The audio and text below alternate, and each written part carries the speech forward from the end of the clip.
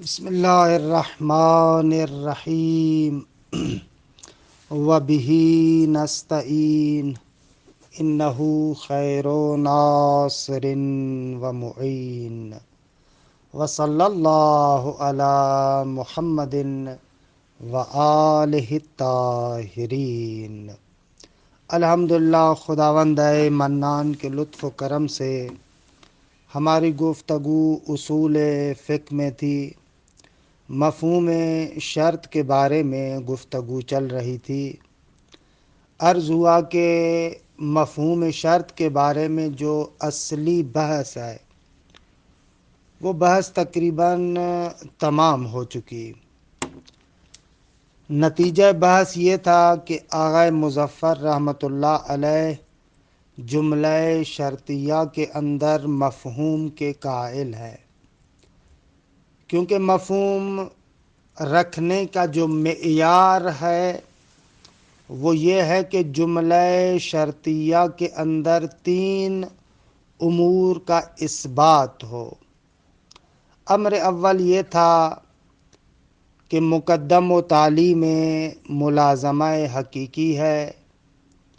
امر دوم یہ تھا کہ تالی مترتب ہے مقدم پر، یعنی مقدم سبب ہے تالی کے لیے۔ اور امر سوم یہ تھا کہ مقدم کی سببیت انحصاری ہے، یعنی تالی کے اندر جو حکم بیان ہو رہا ہے اس کے لیے سبب منحصر وہی شرط یا مقدم ہے۔ یہ 3 امر ہیں کہ اگر جملہ شرطیہ کے اندر ہم لوگ ثابت کر لیں کہ یہ تینوں امور پائے جاتے ہیں تو قطعاً جملہ شرطیہ کا مفہوم ثابت ہو جائے گا۔ اور عرض کیا کہ ان تینوں امور میں سے 2 امر اول اور امر ثانی بالواضح ثابت ہیں، جبکہ امر سوم اطلاق کے ذریعے سے ثابت ہے۔ خوب گزشتہ جلسے میں اطلاق کی جو تقریب ہے وہ آپ کے خدمت میں عرض ہوئی۔ عرض کیا کہ مولا جب مقام بیان میں ہے اور مقام بیان میں ہوتے ہوئے جملے کو اس طریقے سے بیان کرتا ہے کہ جزا یعنی جو تالی ہے اس کے اندر حکم بیان ہوا ہے وہ مقید ہے ایک شرط کے ساتھ۔ اب یہاں پر اگر اس شرط کے علاوہ کوئی اور شرط بھی ہوتی، اچھا اور شرط جزء العلت کے عنوان سے یا علت مستقلہ لیکن علی نحو البدلیت کسی بھی طریقے سے ہوتی تو شارع پر واجب تھا کہ اس کو بیان کرتا، کیونکہ شارع نے اس شرط کو مطلق ذکر کیا ہے۔ دوسرے شرط کو نہ بعنوان جزء العلت کہ واو عاطفہ کے ذریعے سے وہ ہوگا، اور نہ بعنوان علت جانشین کہ وہ او عاطفہ کے ذریعے سے ہوتا۔ دونوں طریقوں سے شارع نے ذکر نہیں کیا۔ تو یہاں سے سمجھ میں آتا ہے کہ شرط ایک مستقل علت بھی ہے، نہ فقط مستقل علت ہے بلکہ علت منحصرہ بھی ہے۔ خوب جب یہ ثابت ہو گیا کہ جزا کے لیے علت منحصرہ فقط شرط اور مقدم ہے تو یقیناً جب یہ علت ختم ہو جائے گی، یہ شرط منتفی ہو جائے گی، تو جزا کے اندر جو حکم بیان ہو رہا ہے وہ سنخ حکم، طبیعی حکم، کلی حکم بھی منتفی ہوگا۔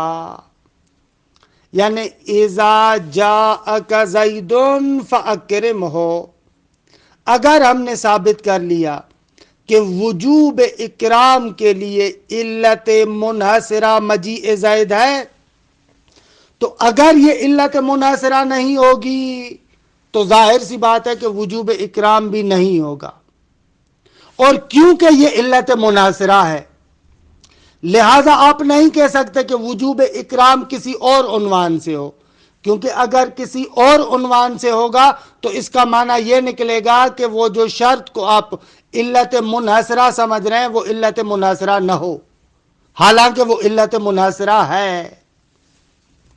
یہ بیان تھا کہ جو طول و تفصیل کے ساتھ کل آپ کی خدمت میں عرض کیا تھا۔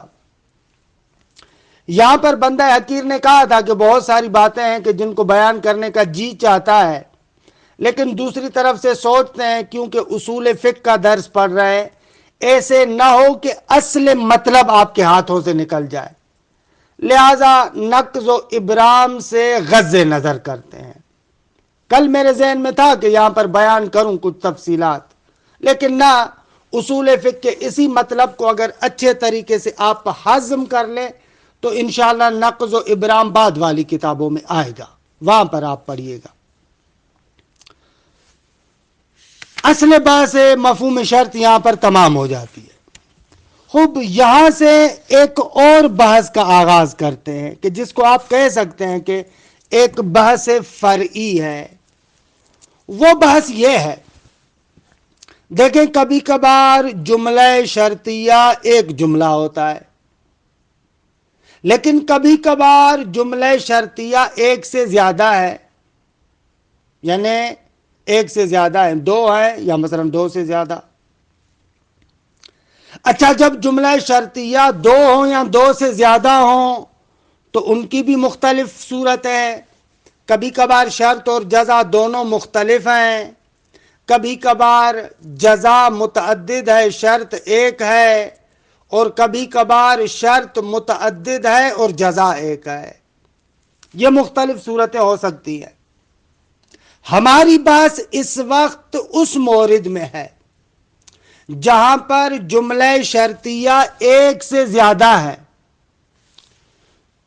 جو فعل شرط ہے وہ متعدد ہے لیکن جزا ایک ہی ہے۔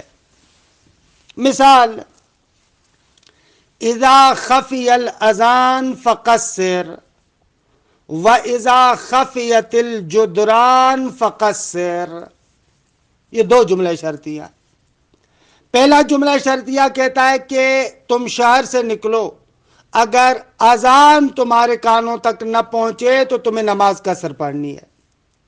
اذا خفی الاذان فقصر۔ دوسرا جملہ کہتا ہے اذا خفیت الجدران فقصر، اگر تم اپنے شہر سے نکلو اور شہر کے در و دیوار تمہاری آنکھوں سے اوجھل ہو جائیں تو نماز کو قصر پڑھو۔ اب یہاں پر کیا ہے؟ شرط ایک سے زیادہ ہے، دو جملہ شرطیہ ہے، شرط مختلف ہے، ایک ہے خفائے اذان اور دوسری شرط ہے خفائے جدران۔ شرط متعدد ہے لیکن جزا ایک ہے، پہلی صورت میں بھی فقصر اور دوسری صورت میں بھی فقصر، نماز قصر ہے، جزا ایک ہے۔ ایسے مورد میں کیا کریں گے؟ اس جگہ پر ہماری بحث ہے کہ شرط متعدد ہے اور جزا ایک ہے۔ اچھا، اس جگہ پر بھی آگا بحث دو صورتوں میں ہے۔ کبھی کبھار ایسے ہوتا ہے کہ شرط متعدد ہے، جزا ایک ہے، لیکن وہ جزا قابل تکرار نہیں ہے۔ اور کبھی کبھار ایسے ہوتا ہے شرط متعدد ہے، جزا ایک ہے اور قابل تکرار بھی ہے۔ بس یہ جو ہمارا محل بحث ہے اس کی دو صورت ہے، شرط متعدد، جزا ایک لیکن قابل تکرار نہیں ہے۔ مثال یہی جو آپ کے سامنے عرض کی، اذا خفی الاذان فقصر واذا خفیت الجدران فقصر، اگر اذان مخفی ہو جائے تو نماز قصر پڑھو، اگر در و دیوار آنکھوں سے اوجھل ہو جائے تو نماز کو قصر پڑھو۔ اب یہ جو فقصر ہے جزا یہ قابل تکرار نہیں ہے. کیوں؟ اس لیے کہ فقصر میں طبیعت صلاۃ قصر صرف الوجود مطلوب ہے. ہمارا مطلوب یہ ہے کہ خود صلاۃ قصر اس صرف وجود کو تحقق دیں آپ. اور ظاہر سی بات ہے کہ مباحث عقلیہ میں یہ چیز ثابت ہے کہ صرف شیء لا یتثنی ولا یتکرر. مثلا آپ خالی سفیدی کو مد نظر رکھیں، صرف شیء کو سمجھیں، اگرچہ فلسفے کے دروس میں اس کی مفصل وضاحت عرض کر چکے ہیں، لیکن یہاں پر ہمارے بحث کی مناسبت سے اجمالی توضیح دے رہا ہوں صرف شیء کے لیے. مثلا دیکھیں خالی سفیدی، اگر آپ کی نگاہ صرف سفیدی پر ہو، یہ قابل تکرار نہیں ہے، تثنیہ بردار نہیں ہے. مگر ان کے اس کے ساتھ کسی اور چیز کو ملاؤ، آپ کہیں کہ دو سفید کتابیں، دو سفید مثلا کرتے، دو سفید مثلا کرسیاں، جب تک کسی اور شے کو اس سفیدی کے ساتھ نہیں ملاؤ گے سفیدی قابل تکرار نہیں ہے. کیونکہ صرف بیاض اور صرف سفیدی قابل تکرار نہیں ہے. اس قانون کو علوم عقلیہ میں کہتے ہیں صرف شیء لا یتثنی ولا یتکرر. اب شارع مقدس نے معنی فی میں صرف وجود صلاۃ قصر کا تقاضا ہم سے شارع نے کیا ہے، اور ظاہر سی بات ہے کہ یہ قابل تکرار نہیں ہے. ایک صورت یہ ہو گئی کہ پس جو جزا ہے وہ ایک ہے، شرائط متعدد ہیں، اور جزا قابل تکرار نہیں ہے. دقت کیجئے گا، ترے باز جیسے میں بیان کر رہا ہوں اسی طریقے سے میرے ساتھ چلیے گا تاکہ مطلب اچھے طریقے سے روشن ہو. خوب ایک صورت یہ. دوسری صورت یہ ہے کہ جزا قابل تکرار ہے. مثال مولا کہتا اذا اجنبت فاغتسل وَإِذَا مَسَسْتَ مَيِّتًا فَاغْتَسِلْ. اب شرط متعدد ہے. اذا اجنبت ایک شرط، وَإِذَا مَسَسْتَ مَيِّتًا دوسری شرط. جزا ایک ہے، پہلی صورت میں بھی فاغتسل، دوسری صورت میں بھی فاغتسل. درست آگا؟ اور یہ اغتسال قابل تکرر ہے، اغتسال قابل تکرار ہے. آپ دو غسل کر سکتے ہیں. اذا اجنبت فاغتسل، جب تو نے اپنے آپ کو مجنب کیا تو تم پر غسل واجب ہے. وَإِذَا مَسَسْتَ مَيِّتًا فاغتسل، اگر مس میت کیا تو غسل تم پر واجب ہے. اور دو غسل انسان انجام دے سکتا ہے. جزا قابل تکرار. درست آگا؟ یہ دو صورت ہے. بس خلاصہ کلام بحث کہاں پر ہے؟ بحث اس نقطے پر ہے. جملہ شرطیہ متعدد ہیں، جزا ایک ہے. اس کی دو صورت ہے، یا جزا قابل تکرار ہے یا جزا قابل تکرار نہیں ہے. اچھا، اس میں سے پہلی صورت جہاں پر جزا قابل تکرار نہیں ہے، جملہ شرطیہ متعدد ہے. خوب آگا کیا کریں اس کو؟ فرماتے ہیں یہاں پر ایک مسئلہ جنم لیتا ہے. اگر اس طریقے سے ہو، شرط متعدد ہو، جزا ایک ہو، قابل تکرار بھی نہ ہو، اور ادھر سے ہم جملہ شرطیہ کے مفہوم کے قائل بھی ہو جائیں، یہاں پر تعارض لازم آتا ہے، ٹکراؤ ہوگا. اس تعارض کو کیسے حل کریں؟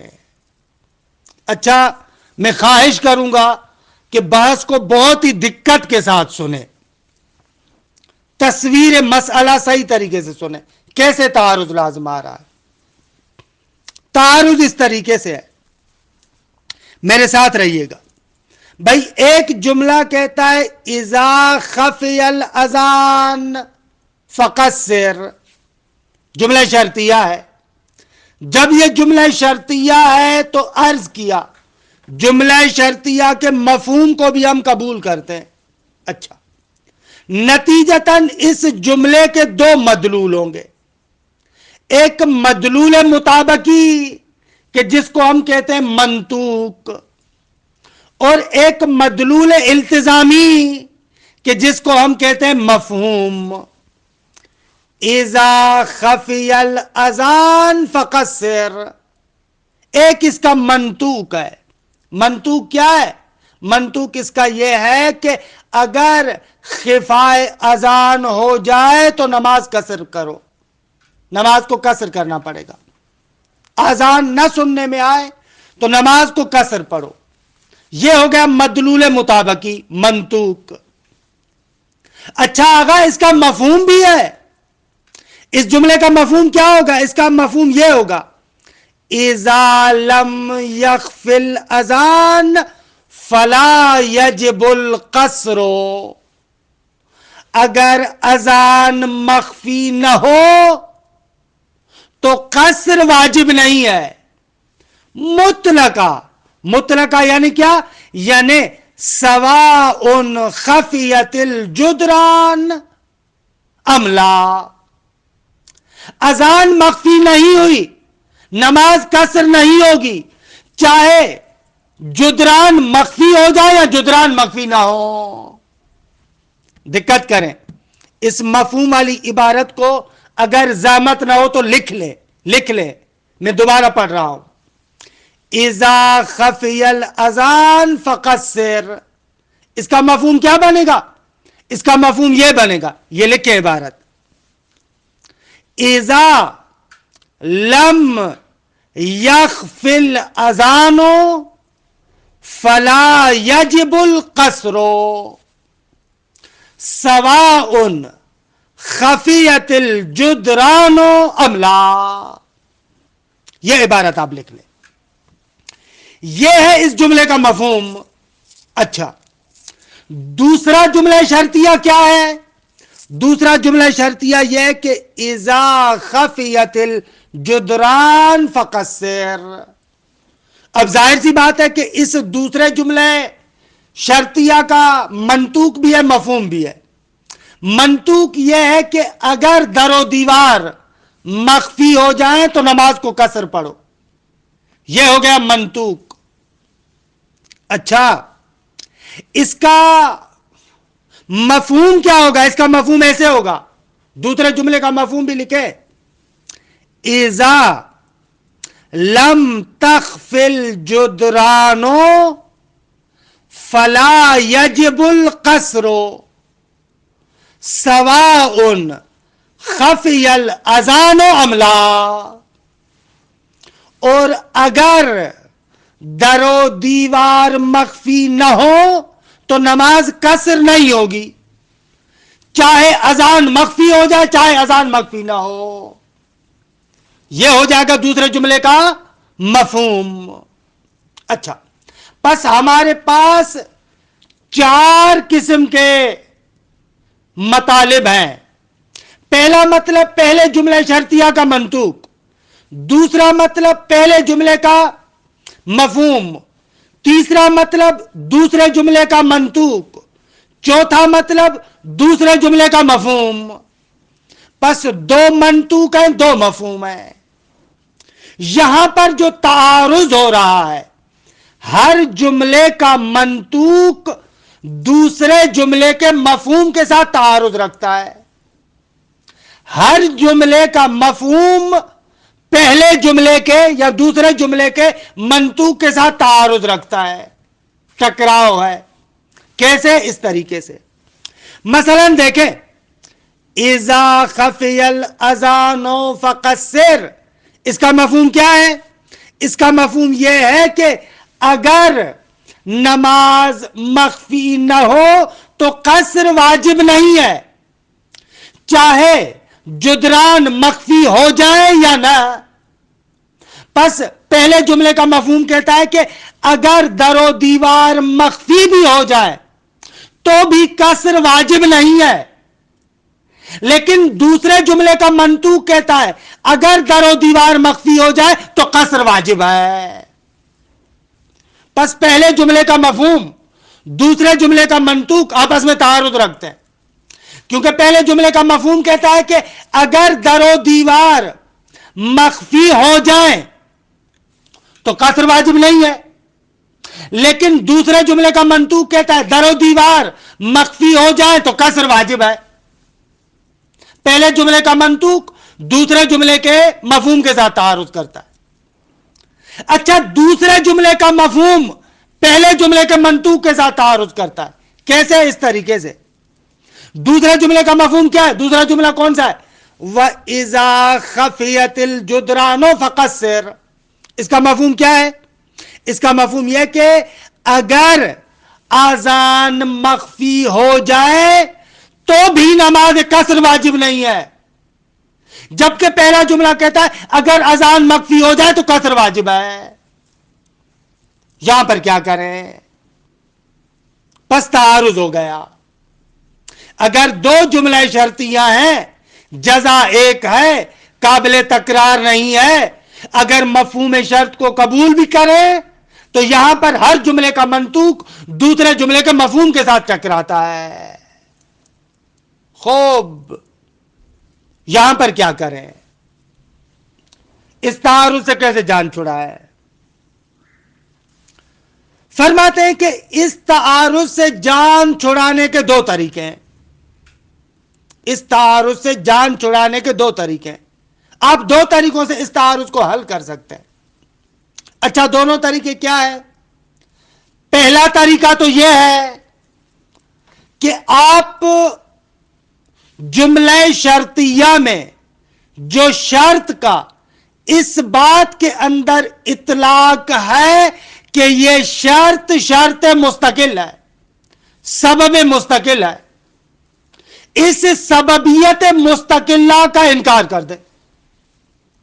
مثلا آپ کہہ رہے تھے نا اذا خفی الاذان فقصر، اذان کو سبب مستقل مان رہے ہیں نماز قصر کے لیے۔ اذا خفیت الجدران فقصر، خفائے جدران کو سبب مستقل مان رہے ہیں نماز قصر کے لیے۔ درست ہے، اطلاق سے آپ نے ثابت کیا۔ آپ آئے اور کہے کہ یہ دو جملے شرطیہ بیان کرتے ہیں کہ بابا ہر جملہ شرطیہ کے اندر جو فعل شرط ظہور رکھتا ہے اس بات میں کہ وہ سبب مستقل ہے، اس کا انکار کریں۔ نہ، سبب مستقل نہیں ہے، بلکہ دونوں جملہ شرطیہ اس نقطے کو بیان کرتے ہیں کہ ایک جزء سبب ایک جملہ شرطیہ میں ذکر ہوا ہے اور دوسرا جزء سبب دوسرے جملے میں ذکر ہوا ہے۔ یعنی کیا؟ یعنی یہ اذا خفی الاذان فقصر، نماز قصر کا جو سبب ہے اس کا ایک جز یہ ہے کہ اذان مخفی ہو۔ وَإِذَا خَفِيَتِ الْجُدْرَانُ فَقَصِّرْ، یہ دوسرا جز ہے۔ یعنی دوسرے لفظوں میں نماز قصر کے لیے سبب یا علت مرکب ہے۔ اگر اذان اور در و دیوار مخفی ہو جائے تو نماز قصر پڑھنی ہوگی۔ خب ایک تو یہ طریقہ ہے، تعارض خود بخود ختم ہو جائے گا، کوئی تعارض نہیں ہے۔ ہر ایک جملہ جزء علت کو بیان کر رہا ہے، جزء سبب کو ذکر کر رہا ہے، لہذا اس طریقے سے آپ تعارض کو ختم کریں۔ ایک یہ طریقہ تعارض کو ختم کرنے کا۔ دوسرا طریقہ تعارض کو ختم کرنے کا، آپ کہیں کہ ہر جملہ شرطیہ میں جو شرط یعنی مقدم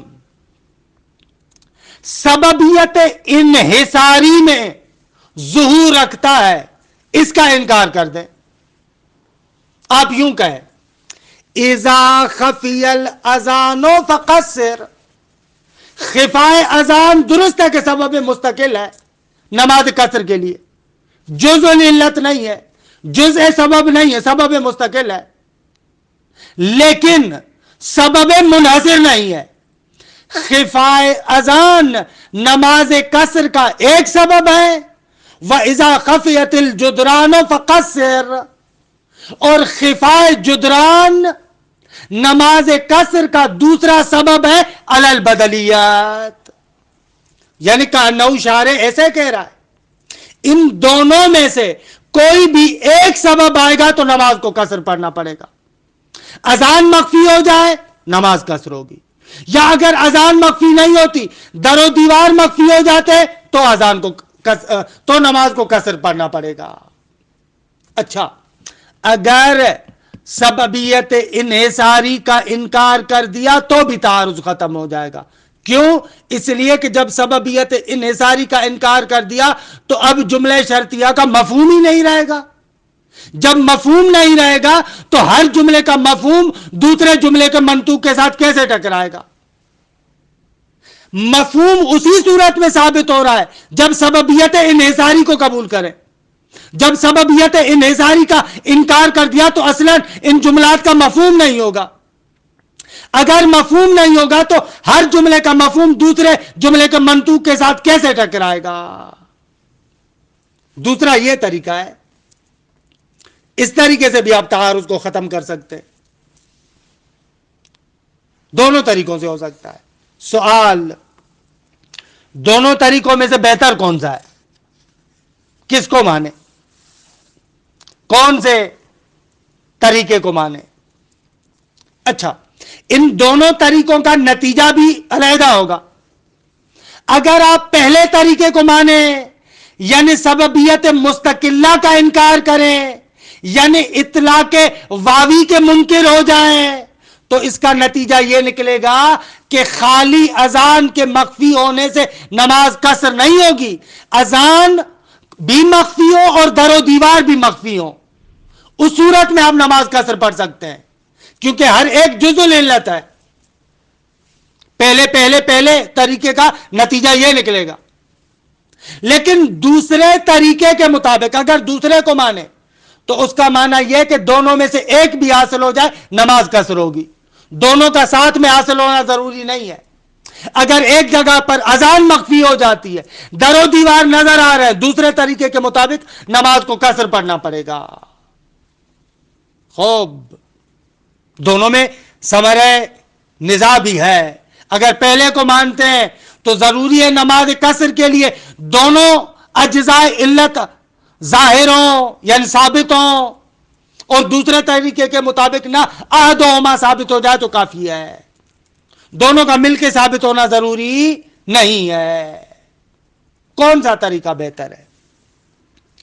آغا مظفر کہتے ہیں کہ بہتر ہے آپ دوسرے طریقے کو مانیں, یعنی علیت انحصاری کا انکار کریں. آپ کہیں کہ یہ جو دو جملے شرطیہ ہیں, اذا خفی الاذان فقصر, اذا خفیت الجدران فقصر, جب یہ دو جملے آئے ہیں تو یہاں سے پتا چل رہا ہے کہ ہر شرط, ہر مقدم سببیت منحصرہ نہیں رکھتا. یعنی دو سبب ہیں علی البدلیت, انحصار کا انکار کریں آپ. سوال, بھائی کیوں دوسرے طریقے کو قبول کریں؟ فرماتے اس لیے کہ منشأ تعارض, جس بات کی وجہ سے تعارض پیدا ہو رہا ہے وہ علیت انحصاری ہے. سببیت انحصاری کی وجہ سے تعارض پیدا ہوا ہے. کیسے؟ ایسے کیونکہ ہم نے مقدم کو سبب منحصر سمجھا ہے تو جملہ شرطیہ نے مفہوم پیدا کیا. جب جملہ شرطیہ نے مفہوم پیدا کیا تو ہر جملے کا مفہوم دوسرے کے منطوق کے ساتھ ٹکرا رہا ہے. لیکن اگر ہم سببیت انحصاری کا انکار کر دیں تو اصلاً تعارض کی بنیاد ختم ہو جائے گی. کیوں بنیاد ختم ہوگی؟ اس لیے کہ جملہ شرطیہ کا اس جگہ پر مفہوم ختم ہو جائے گا. مفہوم ہوگا ہی نہیں. اگر مفہوم نہیں ہوگا تو تعارض کیسا؟ بس بہتر ہے آپ دوسرے کو قبول کریں.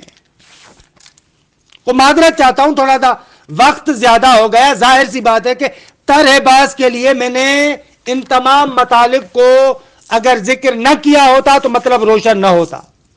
لہذا تھوڑا سا تحمل کے ساتھ, آج کا درس ہمارا تھوڑا سا بڑا ہو گیا, اصل مطلب کو بیان کر دیا. اب بس عبارت کی تطبیق رہتی ہے, اور ظاہر سی بات ہے کہ عبارت کی تطبیق کو میں جلسے آئندہ پر نہیں چھوڑ سکتا, کیونکہ اگر جلسہ آئندہ پر چھوڑا تو یہ سارا پھر مجھے دوبارہ تکرار کرنا پڑے گا. تھوڑا سا تحمل کریں, 5-10 منٹ, 5 منٹ, عبارت کی تطبیق ہو جائے گی. اذا تعدد الشرط واتحد الجزاء، عبارت کو دیکھیں، اگر شرط متعدد ہو اور جزا متحد ہو، یہ عنوان بحث ہے۔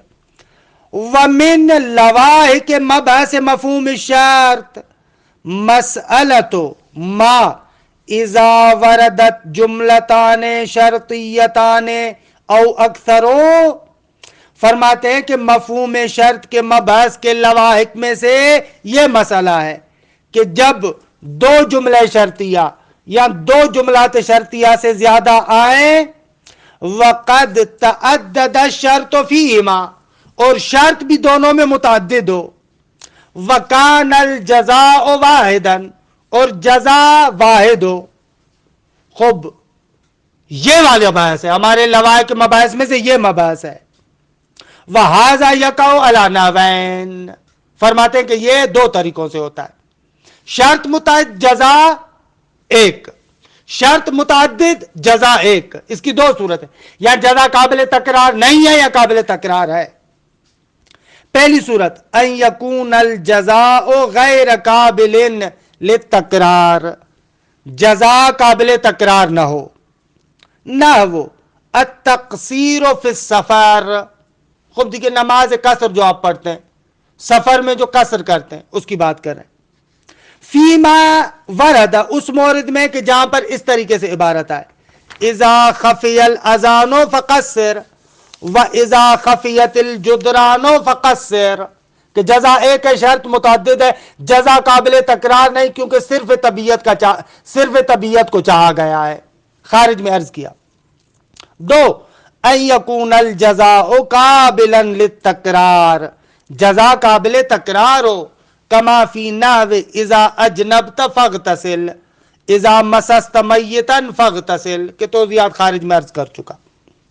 اما النحو الاول، فرماتے ہیں کہ پہلی صورت کہ شرط متعدد اور جزا قابل تکرار نہ ہو، فیقع فیہ التعارض بین الدلیلین، فرماتے ہیں کہ ایسی صورت میں دونوں دلیلوں کے درمیان تعارض واقع ہوگا، ٹکرا ہوگا۔ کیسے؟ بناء علی مفہوم الشرط، اس بنا پر کہ ہم شرط کے لیے مفہوم کو قبول کریں، اس بنا پر تعارض ہوگا۔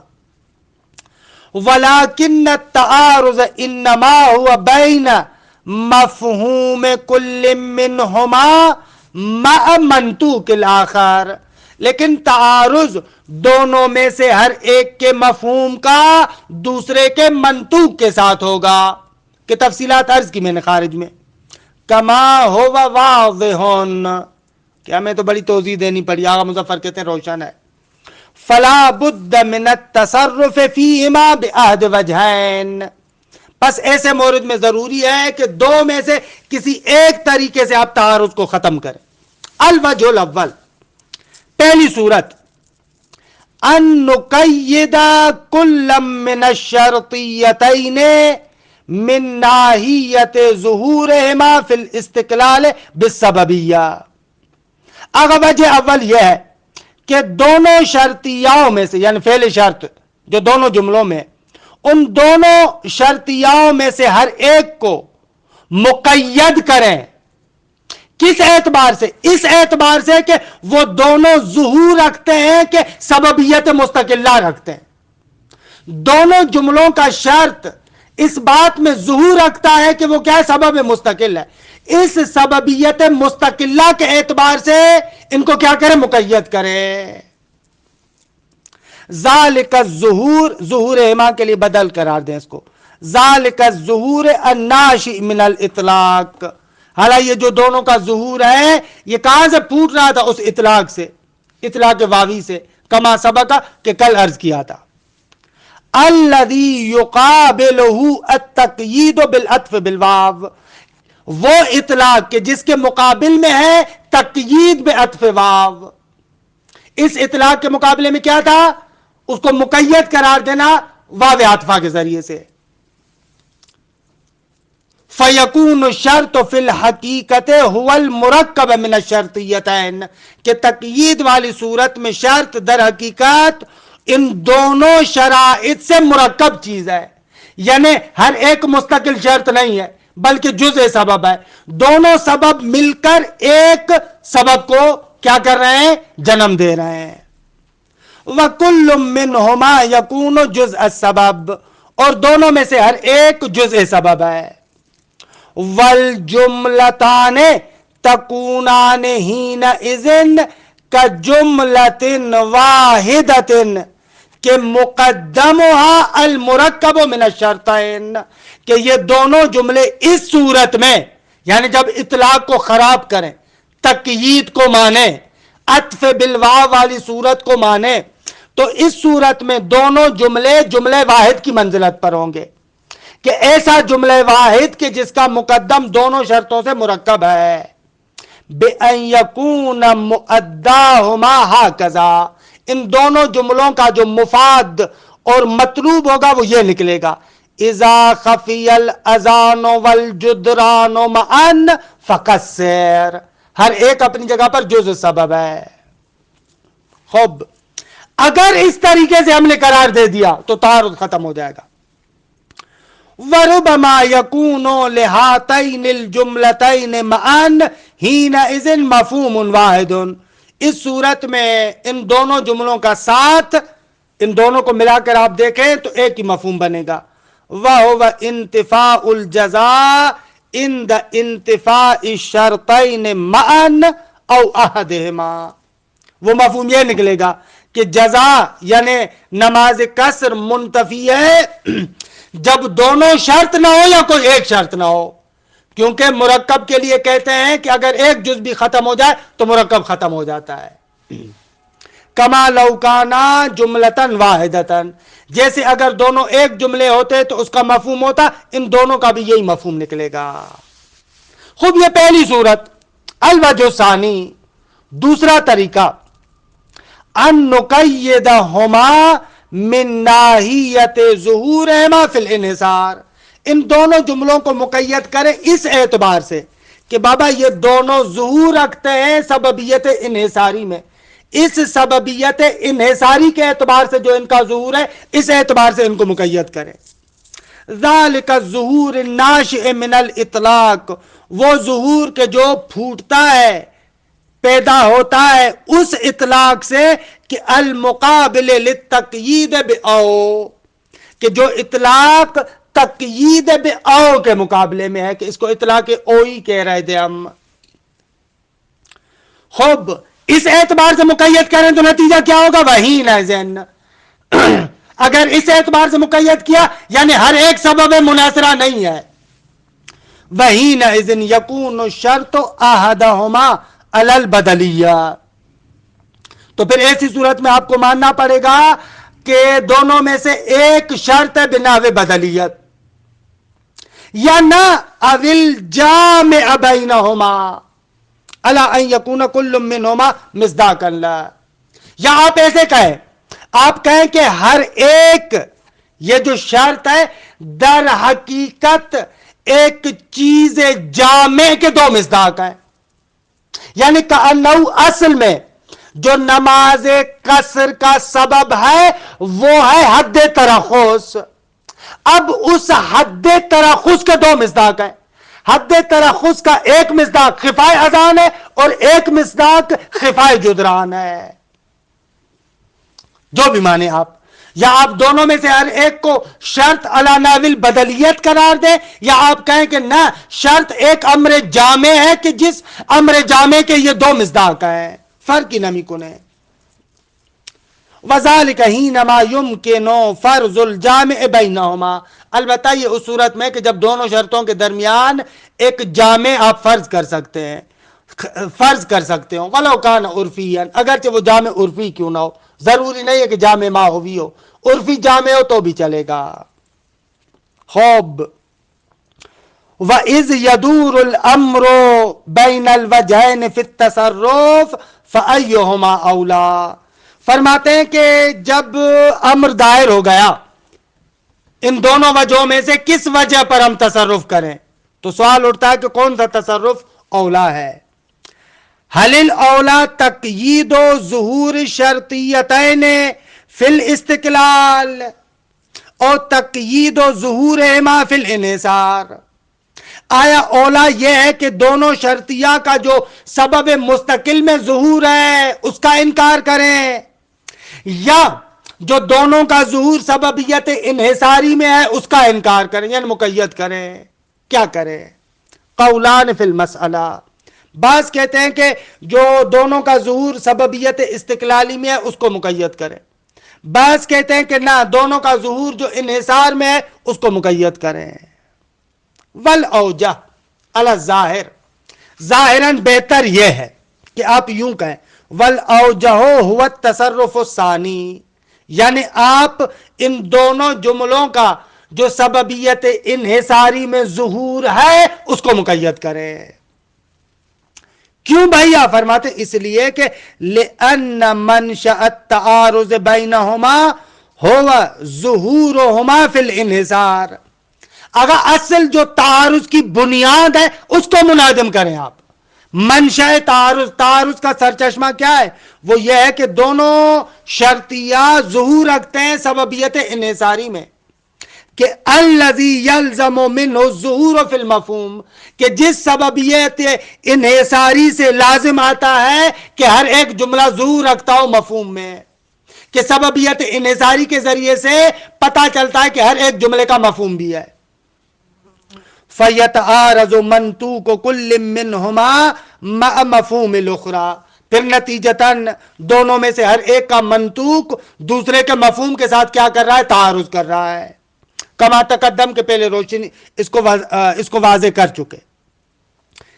پس منشأ تعارض سببیت انحصاری ہے، لہذا فلا بد من رفع الید عن ظہور کل منہما فی الانحصار، لہذا ماننا پڑے گا، ضروری ہے کہ دونوں میں سے ہر ایک جو سببیت انحصاری میں ظہور رکھتا ہے اسے رفع ید کیا جائے، اس سے ہاتھ ہٹا لیا جائے، ہم کہیں کہ نہ، سببیت انحصاری نہیں ہے۔ بالاضافت الی المقدار الذی دل علیہ منطوق الشرطیت الاخری، حالا رفع ید کریں کس مقدار میں؟ اس مقدار میں، اس مطلب کی مقدار میں کہ جس پر دوسرے جملے شرطیہ کا منطوق دلالت کرتا ہے، یعنی اس مفہوم کے اطلاق کو آپ کہیں کہ بابا دوسرے ایک جملے شرطیہ کے مفہوم کے اطلاق کو آپ دوسرے جملے کے منطوق کی نسبت سے کہیں کہ دیکھیں اس کی نسبت سے مقید ہے، درست آگا؟ اس اعتبار سے آپ رفع ید کریں۔ لِأَنَّ ظُهُورَ الْمَنْطُوقِ اقوا، کہ یہ ایک اور علت بھی ہے کہ یہ کیوں آپ اس طریقے کو اپناتے ہیں، اس لیے کہ اس صورت میں آپ کیا کر رہے ہیں؟ منطوق کو مفہوم پر مقید کر رہے ہیں، کیونکہ منطوق کا ظہور اقوا ہے۔ کیوں اقوا ہے بھیا؟ اس لیے کہ منطوق کا ظہور مطابقی ہے، مفہوم کا ظہور التزامی ہے، تو منطوق کو مفہوم پر مقید کریں، یعنی ہر ایک جملے کے مفہوم کو دوسرے جملے کے منطوق سے مقید کریں۔ سبحان اللہ۔